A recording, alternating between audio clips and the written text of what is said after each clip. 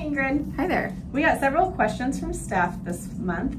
The first one, as you can imagine, people are wondering about benefits. We saw some emails come out. What can you tell us about any of the changes?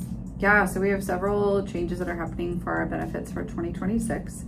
And all that information has been shared out sort of in generalities about the broad strokes, the impacts that are going to be occurring to a variety of different benefits. And there are a couple of things I wanted to highlight. Number one, there are microsites. So in the emails, in the information that were shared with you, there's actually resources where you can click and learn about the actual details.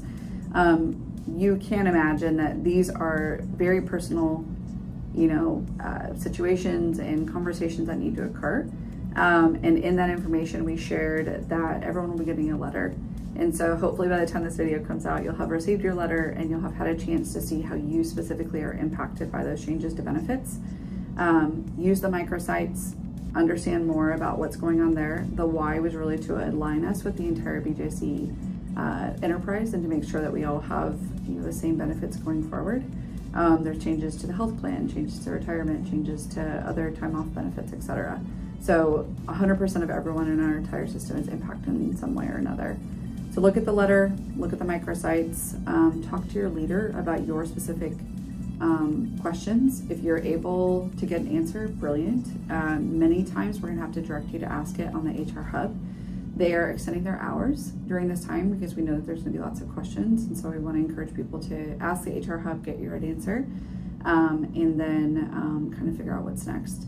Because there is obviously a huge benefit. We're sharing it now, hopefully ahead of that, January 1st go live date, so that people have time to think and process and know how they're going to be impacted. And, just encourage you to look at those resources and ask questions and use the HR Hub.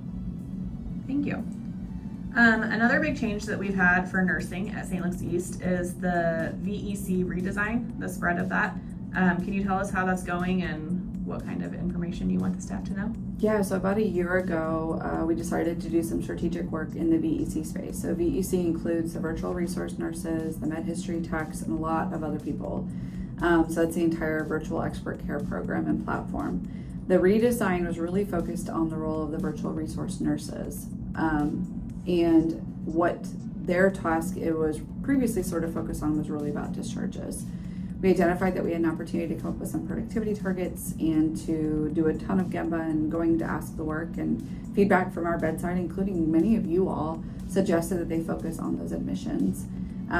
That change went live here on 8/25. We're the last entity to go live with it. And so it's a change for us, and they are now focusing on admissions and then switching to discharges later on in the day. The hope with that is that we get those admissions done in the right amount of time, and that helps with us being prepared more for those discharges. We also know that even just based on the data that the bedside are quicker at doing the discharges actually than the VRNs, and so that was aimed at helping there. I do think that an opportunity continues to exist related to the PTA med list, which is a component of the admission but is carved out from that which the virtual nurses do, and something that we're going to have to figure out going forward because we still have some opportunity in that space.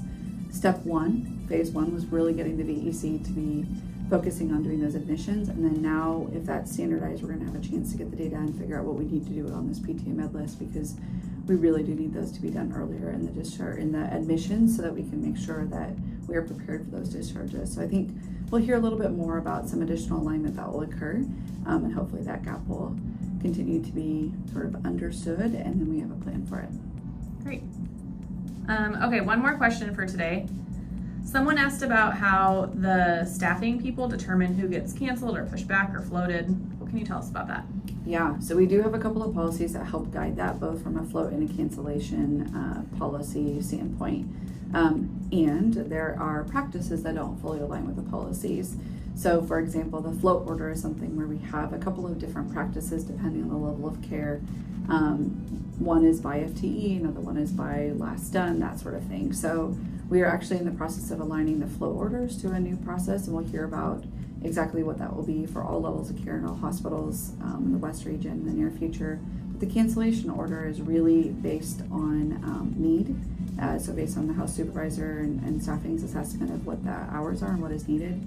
And then that is based on the policy and can be found there. Okay. Thanks, Ingrid. Yeah.